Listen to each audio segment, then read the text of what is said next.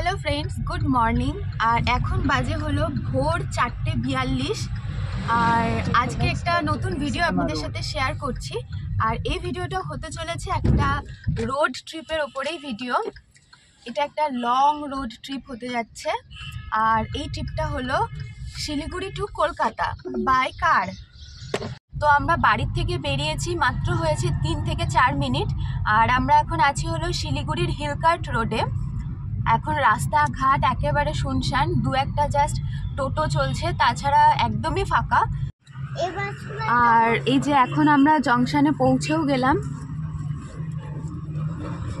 এটা হচ্ছে জংশনের bus stand, আর একদম সোজা চলে গেল শিলিগুড়ি টাউন স্টেশন। আমরা নর্মালি শিলিগুড়ি থেকে যখন বাড়ি যাই তো তখন আমরা এনজেপি থেকে ট্রেন ধরি, আর শিলিগুড়ি টাউনের ওপর দিয়েও অনেক ট্রেন যায় টুকটাক মোটামুটি। তো এখন আমরা হচ্ছে দার্জিলিং মোড় দিয়ে ক্রস করছি। এই রাস্তাটাই সোজা চলে যাচ্ছে হচ্ছে বাগডোগরা, কলকাতা বাগডোগরার দিকে যাচ্ছে। আর আমরা বাগডোগরা হয়েই যাব, বাগডোগরা হয়ে বাঁ দিকে এয়ারপোর্ট মোড় হয়ে এয়ারপোর্ট থেকে বেরিয়ে যাব কলকাতা থেকে।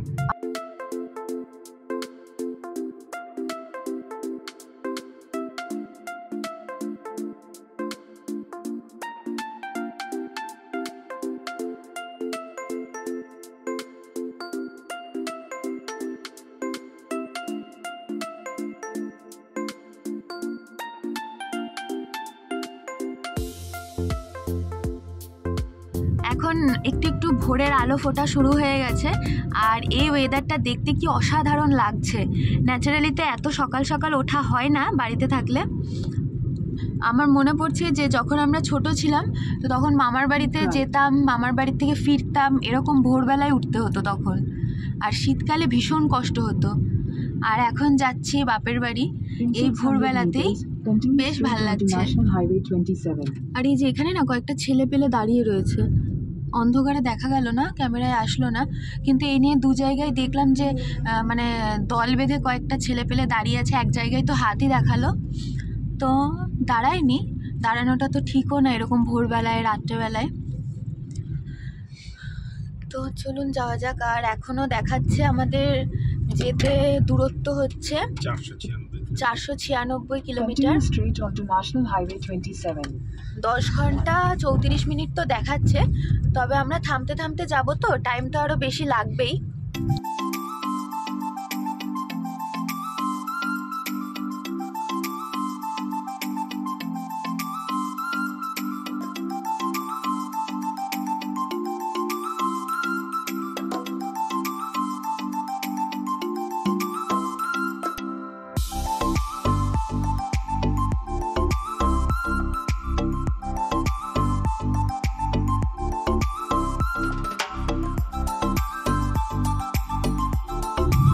আর কলকাতা যাওয়ার পথে আমাদের প্রথম টোল চলে এসছে। এটা হচ্ছে ঘোষপুকুর পার করে টোলটা।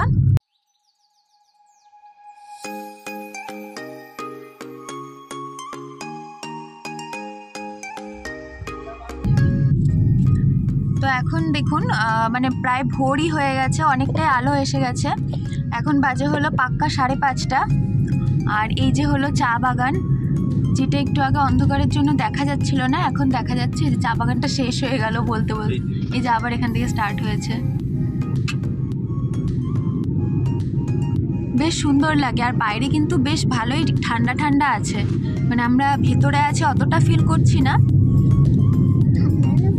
ঠান্ডা লাগছে তানিশের। তো এই যে একদম আকাশ পরিষ্কার হয়ে গেছে, বেশ ভালো লাগছে। আর তানিশ বলছে এখানে তানিশের ঠান্ডা লাগছে, কিউটি পায়। তানিশ আজকে একদম গুড বয়ের মতন সকালবেলা ভোরবেলা ঘুম থেকে উঠে গেছে, ভোরবেলা ঘুম থেকে উঠেছে, গুড বয়ের মতন ব্রাশ করেছে, জল খেয়েছে, ও সব কাজ আজকে গুড বয়ের মতন করেছে। গুড বয় বললো তুমি দুষ্টুমি শুরু। ও চশমা মুছছে মনে হয়, ওইভাবে মুছো না, বাবা ধুয়ে নিয়ে এসছে চশমা। হাতে ছাপ পড়ে যাবে তানিশ, তুই দিকে। বাহ, মজা হচ্ছে। কোথায় যাচ্ছ তুমি তানিশ, কোথায় যাচ্ছ? কি গো? আর বাইরেটা কি সুন্দর লাগছে। বেশ লাল লাল আকাশ, লাল লাল সাদা সাদা মিলানো আকাশটা খুব সুন্দর লাগছে। আর শ্বশুর বাড়ির জামাই ভালো লাগছে, মজা লাগছে একদম।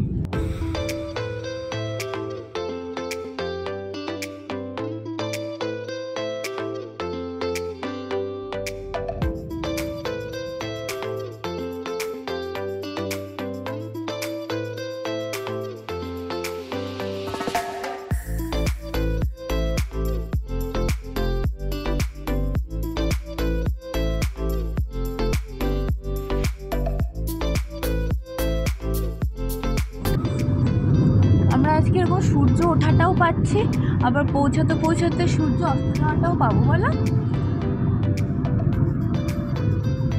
বেশ সুন্দর লাগছে, সূর্যটা উঠছে এখন।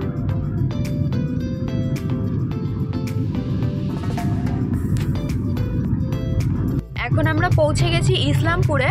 ইসলামপুরের সোজা রাস্তাটা চলে যাচ্ছে পুরো বাইপাস না, আর এই ডান দিক দিয়ে যদি যেতাম তাহলে সেটা হচ্ছে ইসলামপুর টাউনের ভিতর দিয়ে যেতাম, ওটা শর্টকাট হতো।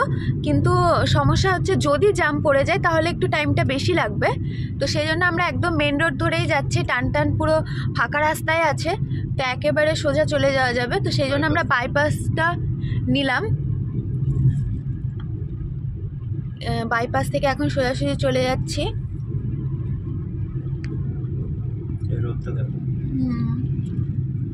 সূর্য মামা উঠে গেছেন। তো এখনো অবধি সামনের সিটেই আছি তানিশকে নিয়ে, অসুবিধা হয়নি এখনো। তো কিছুক্ষণ পর ও ঘুম থেকে উঠলে আমি বাড়ি থেকে খাবার নিয়ে এসেছি করে, তো পিছনের সিটে চলে যাব ওকে নিয়ে, দেন ওকে খাইয়ে দেবো। আরও সকাল থেকে কিছু খেয়েও আসেনি, একটু ঘুমিয়ে নিলে ওরও ফ্রেশ লাগবে। যতটা ঘুমিয়ে যায় তত ভালো। হ্যাঁ, যতক্ষণ ঘুমিয়ে থাকবে ও টায়ার্ডটা কম হবে আসলে।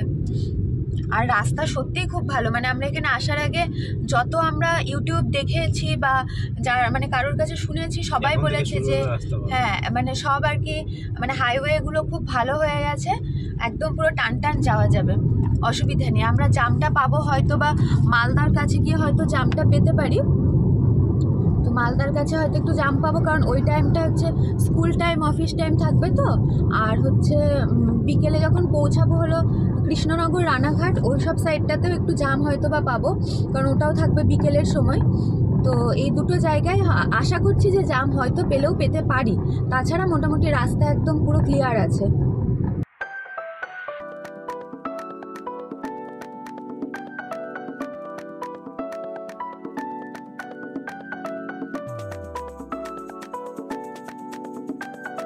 তো আমরা এখন কিষানগঞ্জ ঢুকছি,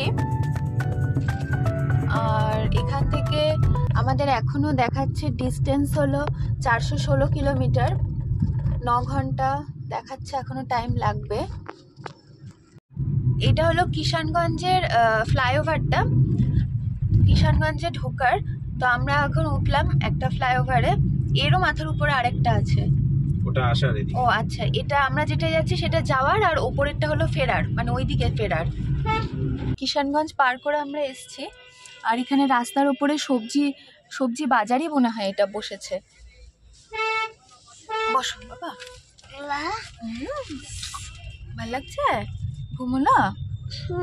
আচ্ছা বাবা, ব্যাগ ভর্তি করে সব সবজি, জানি না এরকম ভাবেই বিক্রি হয় নাকি নাকি নিয়ে এসে বিক্রি করছে। ও আচ্ছা আচ্ছা, ক্ষেতের থেকে নিয়ে এসে বলে বিক্রি হচ্ছে, এখান থেকে কিনে নিয়ে গিয়ে তারপর লোকাল মার্কেটে যাবে। ও মানে এখানে মানে পাইকারি বিক্রি হচ্ছে, ওর জন্য এই জায়গাটা একটু ভিড়। এটা হলো আমাদের সেকেন্ড টোল।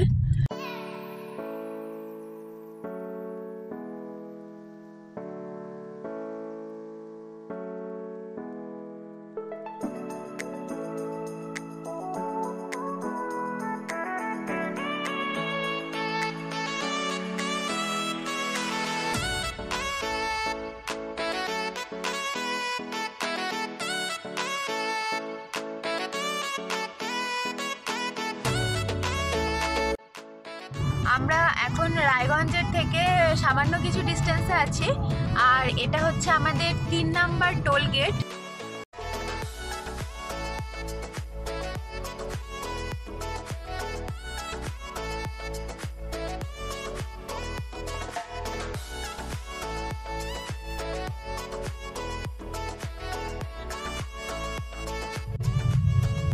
আমরা এখন রায়গঞ্জের ভিতরেই আছি, আর রায়গঞ্জের জায়গাটাও খুব সুন্দর, মানে একদম গ্রাম্য গ্রাম্য পরিবেশ, দু সাইডে বেশ গাছপালা, খুব সুন্দর।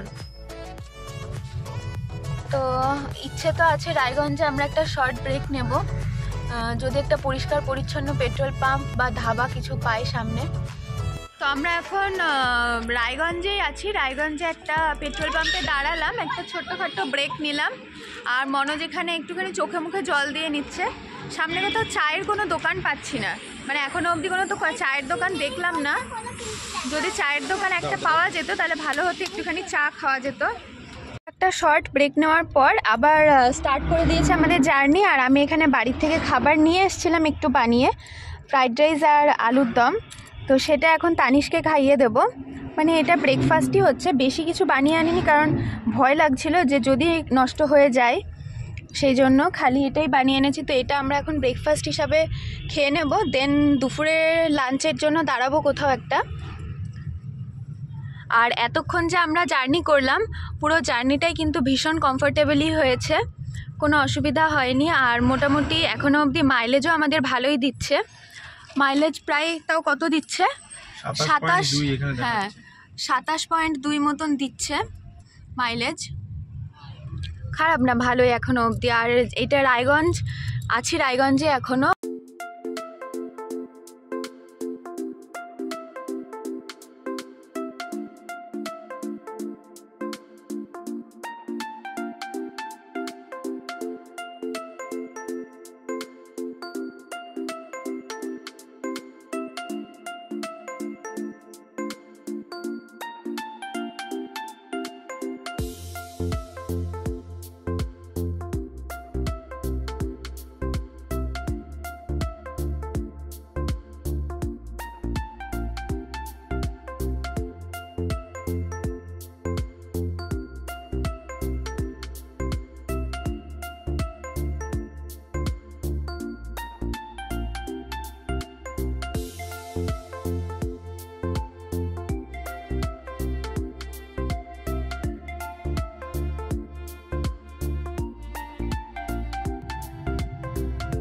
আর এখানে তানিশও ঘুমিয়ে পড়েছে, তো তানিশকে এখানে সিটের মধ্যে শুইয়ে দিয়েছি। প্রথমে একেবারে শুতেই চাইছিল না, ওর বলে ভয় লাগছে, তো যাই হোক এখন শুয়েছে। তো সামনে আসছে হলো ফারাক্কা ব্রিজ। ফারাক্কা ব্রিজটা এইভাবে সামনাসামনি কখনো দেখা হয়নি, মানে ট্রেনে করেই যখন যায় তখনই আর কি, তাও দেখা হয় না কারণ রাত্রির থাকে তখন। হলো ফারাক্কা ব্যারেজ, আর এইখানটাতে ভীষণ ট্রাকের জ্যাম আছে, ওই ফাঁকা দিয়ে যা হোক একটু দেখা যাচ্ছে। আর এই সাইডে হলো নদীটা।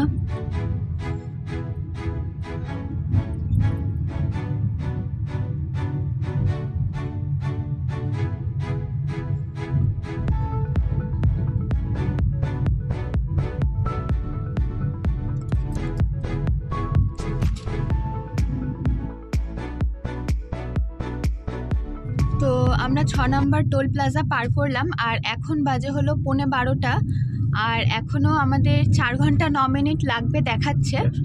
196 কিলোমিটার বাকি আছে এখনও আমাদের চাকদা পৌঁছাতে। তো এখন অবধি খাওয়া দাওয়ার জন্য আমরা কোথাও দাঁড়াইনি, বাড়ির থেকে যে খাবারটা করে নিয়ে এসেছিলাম সেটা তখন তানিশ অল্প খেয়েছে, আমি অল্প খেয়েছি, অনেকটাই রয়েছে এখন। তো দেখি ওইটা দিয়েই, যদি ওটা ভালো থাকে তাহলে ওইটা দিয়ে লাঞ্চটা আমরা সেরে নেব। এখনও তানিশ ঘুমোচ্ছে, ওই যে ওকে এই পাশে মাথা দিয়ে শুয়েছিল, তো এই পাশে এখন রোদ চলে এসছে বলে ওকে এই সাইডে দিয়ে দিয়েছি। তো উঠুক, উঠলে দেখি কোথাও একটু দাঁড়িয়ে গাড়িটাকেও একটু রেস্ট দেব, আর আমরাও একটুখানি রেস্ট নিয়ে হাত পাটা একটুখানি ফ্রি করে নিয়ে তারপরে খাওয়া দাওয়া করব, খাওয়া দাওয়া করে তারপরে আবার যাব। তো আমরা এখন পৌঁছালাম হলো বহরমপুরে। বহরমপুরের কাছে এসে একটুখানি দাঁড়ালাম, মানে কন্টিনিউ গাড়িটা চলেছে তো, তাই মনোজ বলে একটু গাড়িটাকে রেস্ট দেওয়ার দরকার।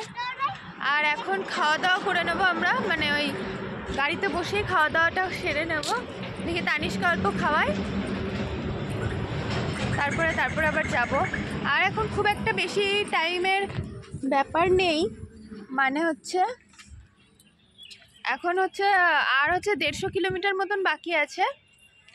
তো দেখি এখন কত টাইম লাগে, একটুখানি এখানে রেস্ট নেব, কিছুটা টাইম একটু হাঁটাহাঁটি করে নিয়ে তারপর বেরিয়ে পড়বো আবার।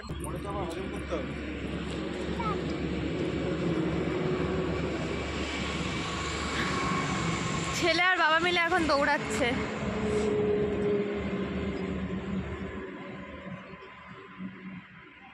তো লাস্ট আমরা যেখানে দাঁড়িয়েছিলাম খাওয়া দাওয়া করলাম, তারপরে সেখান থেকে আসলাম। আর এটা আবার একটা টোল প্লাজা, কতগুলো টোল পার হতে হচ্ছে বাবা।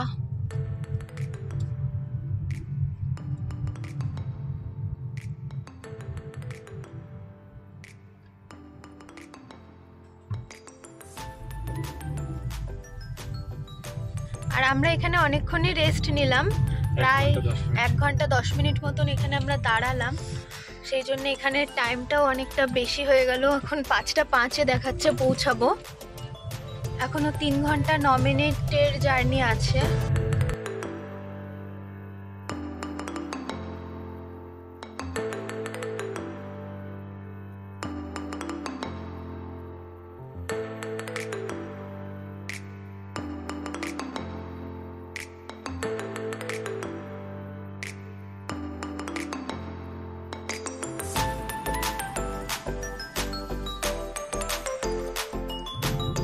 আমরা নদিয়া ডিস্ট্রিক্টে ঢুকে গেছি। আর কিছুটা টাইম আমিও তানিশের পাশে সিটে শুয়ে একটুখানি রেস্ট নিয়ে নিলাম। আর তারপর এখন আমরা যেখানে আছি সেটা হলো বেথুয়া ডহরি, মানে নদিয়া ডিস্ট্রিক্টেরই।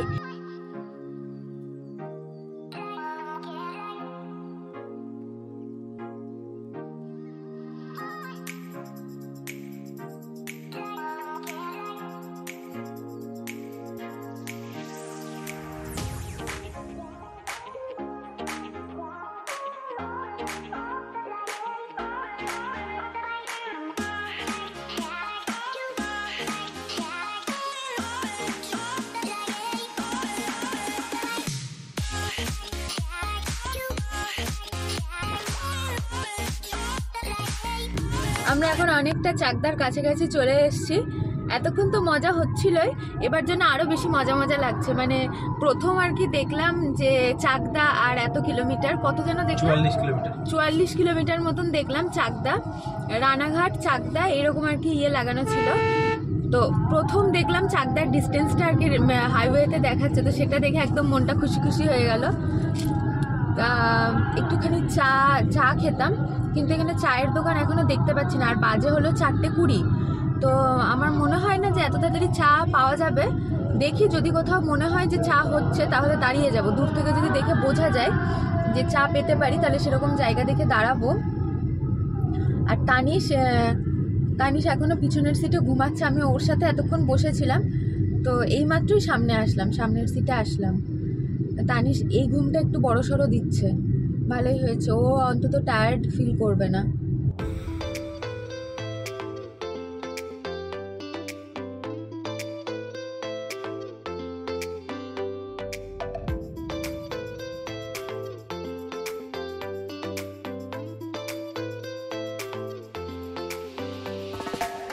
এখানে রাস্তার কাজ চলছে, এটা হলো রানাঘাটে আর কি, ঢুকিনি এখনো।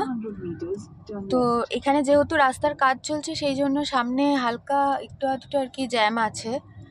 ওইদিকে সূর্যটাও অস্ত যাচ্ছে। ভোরবেলায় যখন বেরিয়েছিলাম, হ্যাঁ আজকে সকালে যখন বেরিয়েছি তখন সেম এইরকম ভাবে বাঁ সাইডে ছিল সূর্যটা তখন, আর উঠছিল, আর এখন অস্ত যাচ্ছে। গুগল আমাদেরকে যেরকম ভাবে ম্যাপ দেখাচ্ছে সেই হিসাবে আমরা ঢুকলাম। একদমই মানে সরু একটা গলির মধ্যে দিয়ে তো ঢুকিয়ে দিল দেখছি। একদম পুরো রানাঘাটের ভিতর দিয়ে আমরা ঘুরছি এখন। তো এই যে বাঁ সাইডে হচ্ছে রেল লাইনটা আছে, আর রেল লাইনে সোজাসুজি আমরা যাচ্ছি। এইটাই দেখাচ্ছে সোজা গিয়ে মানে ন্যাশনাল হাইওয়েটাকে কানেক্ট করছে।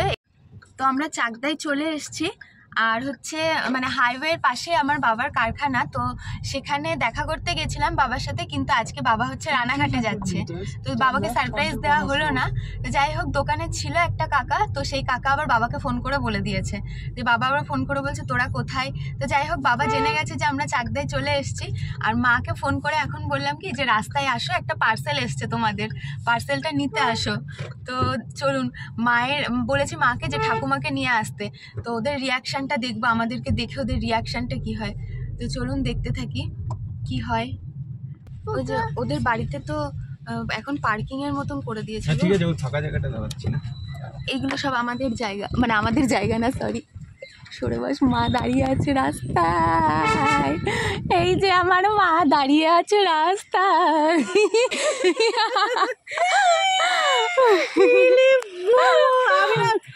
ওটা দেখছি আমি, কি ব্যাপার, কে ভিডিও করতে করতে যাচ্ছে? আমার পুকি পাখি রাস্তায় ডেকে নিয়েছি, পুকি ভাইকেও মিথ্যা কথা বলেছি, বলছি পার্সেল এসছে। চল চল, সবাই অবাক হয়ে গেছে। ওই যে তানিশ একদম সামনে ওর দিদুনের কোলে চেপে চলে যাচ্ছে। লোটা কম্বল, আমার ছেলের বালিশ, পিছনে জামাই শ্বশুর বাড়ি যাচ্ছে, কি মজা হচ্ছে। কাকিমণি অবাক হয়ে গেছে সবাই। এই যে আমাদের বাড়ি, চলো ঠাকুমাকে দেখি, ঠাকুমা কি করছে। ঠাকুমা, ঠাকুমা বলে চিনতেই পারছে না। ভালো আছো ঠাকুমা?